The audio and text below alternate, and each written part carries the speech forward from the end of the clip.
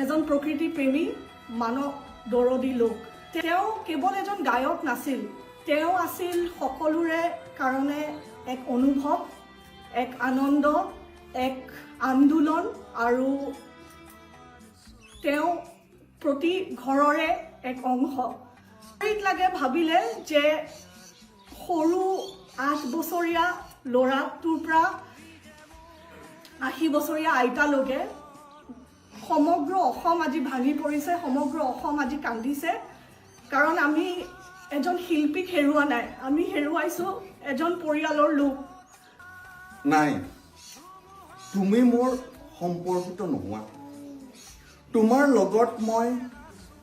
আজিলৈকে লগেই পোৱা নাই মই কেতিয়াও তোমাক দেখা পোৱা নাই ৰাস্তা পদূলিত মই তোমাক কেতিয়াও লগ পোৱা নাই